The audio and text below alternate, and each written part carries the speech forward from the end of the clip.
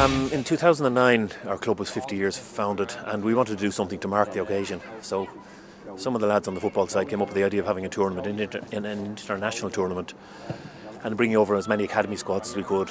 And so that was the first tournament in 2009, and this is now, I think, number 5.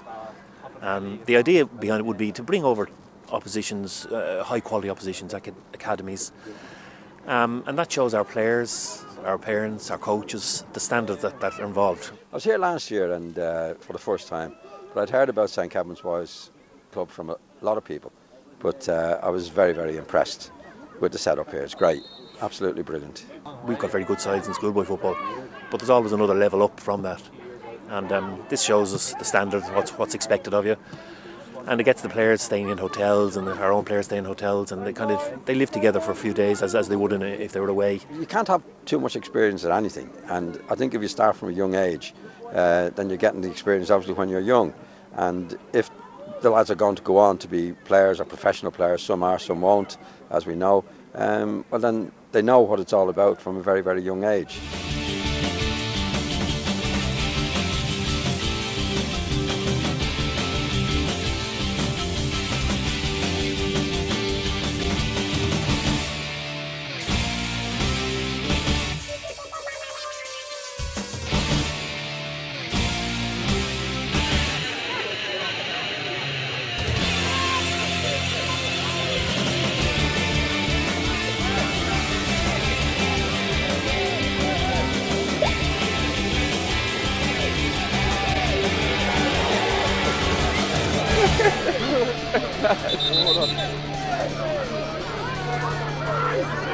Well, the club have asked me to launch the tournament, to kick off just a moment ago.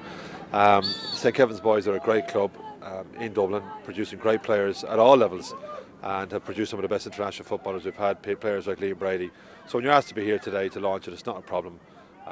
It's a great tournament too, to have 6 teams from Espanyol in Spain and Celtic and whatever it would be, and getting young kids at 13 years of age testing their international talents against international players. So that's one of the great reasons this tournament does. It gives kids the opportunity to play against their peers from different countries.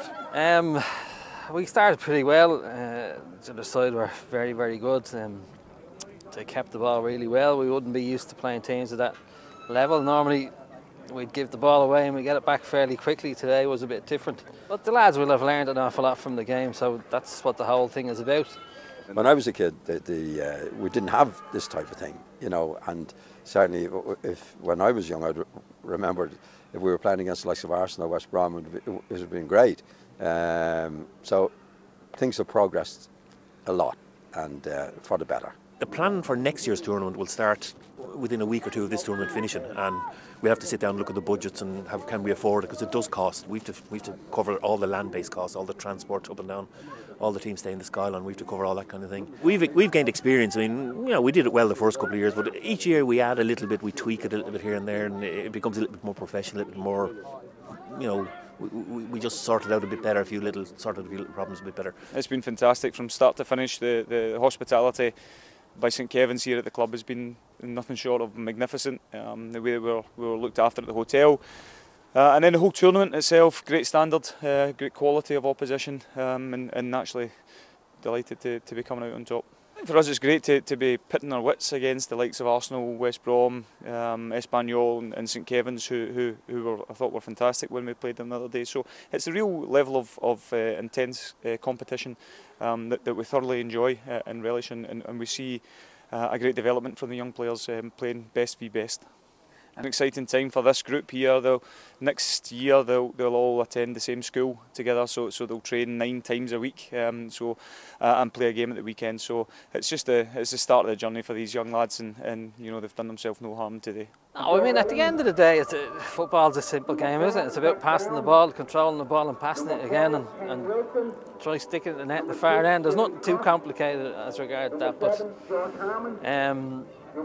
I just think the kids should be exposed to different systems from an early age, so as they can adjust to playing against that, and playing a different system depending on who they're playing against, what score it is in the game. I played my schoolboy football in Belvedere, and down there it was always you pass the ball, and I've always maintained that's the way to play the game. there's no point in hoofing the ball down the other end of the pitch and just hoping for the best. At the end of the day, 9 times out of 10 you'll probably give it away. And at best, I suppose it's 50-50 whether you get it back or not. So to me, it's a simple game. As I said, you pass the ball and control it, pass it again until you're within range of the goal. If, like playing on the street, if somebody kicked the ball from one end of the street, you said, what do you think you're doing? You go and get that. So it actually helped you to play creative stuff, and that's always been the way. And I think with most Irish players. The winners of the Academy Ball, Academy Cup from Scotland, Celtic.